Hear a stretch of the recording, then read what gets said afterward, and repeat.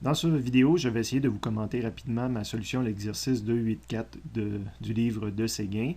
Un beau petit problème de physique que l'on vit parfois, surtout lorsqu'on est plus jeune, puis qu'on prend des routes vallonnées. On est plus sensible à ça lorsqu'on est jeune, quoique cet été, je l'ai fait avec toute la famille, puis on est presque tous des adultes, puis on le ressentait très bien dans une route du désert de l'Ouest américain.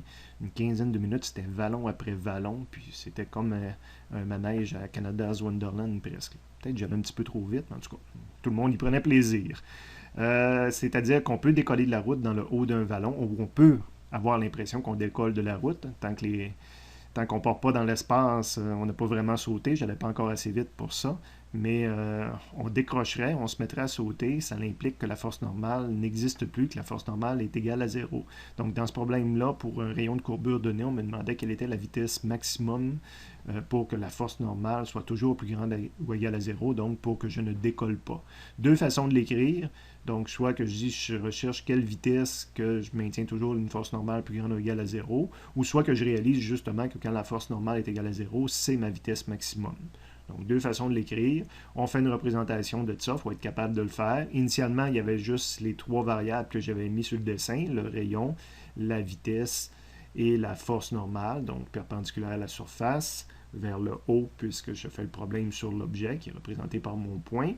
Quand j'ai développé, ça a rajouté des choses sur mon dessin. Toujours le même genre de stratégie, je regarde mon point d'interrogation, c'est de la cinématique, donc équation de cinématique circulaire. Deux équations à deux inconnus, une équation à deux inconnus, excusez, donc le AC, là, ça m'amène à faire de la dynamique du mouvement circulaire, donc c'est la somme des forces selon l'axe C. Ça me ramène 5 à 5 inconnus, parce que j'ajoute FG, j'ajoute force normale, j'ajoute le M. Évidemment, FG, on a une équation toujours qu'on peut ajouter dans notre système d'équations, donc ma troisième équation. Puis après ça, j'étais un peu bloqué, quoique là, j'avais une condition de base à respecter, donc ça me rajoute une quatrième équation. Quand il me manque une équation puis qu'il y a des M, ben, je me dis que peut-être je vais pouvoir prouver que les M se simplifient ou encore je l'essaie dans la calculatrice. Ce que j'ai fait ici, je fais un saut rapide dans la calculatrice pour vous montrer que j'ai programmé les équations. Ma calculatrice ne me permet pas de programmer les inéquations, donc je l'ai faite pour force normale est égale à 0, et je comprends que ça va me donner directement la vitesse maximum.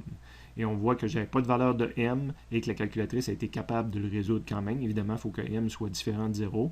Elle me fournit encore deux vitesses, puisque c'est possible de le faire dans un sens et dans l'autre sens tout simplement. Et une solution qui aucun sens physique là, pour m est égal à 0. De retour à la solution pour vous montrer que si jamais je n'ai pas accès à la calculatrice pour faire mes calculs, je peux quand même montrer parce que en bout de ligne, je peux faire toujours quand c'est une voiture. Dans le monde des humains, on a plus une compréhension de que c'est cette valeur-là quand on est en kilomètres par heure. Donc, c'est un bel exemple de faire une conversion d'unité sans valeur. Ici, je mets trois petits points où j'écris réponse calculée fois mon facteur de conversion, puis j'ai pas de réponse à la fin.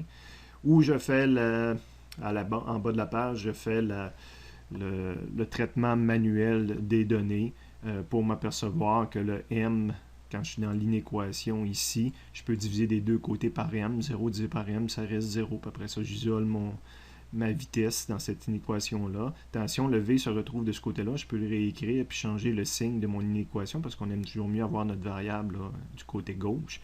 Donc, quand que je fais ça, je change le signe de mon inéquation et ça vient me prouver que si V doit être plus petit ou égal à ça, ben c'est une vitesse maximum qui est donnée par la valeur ici.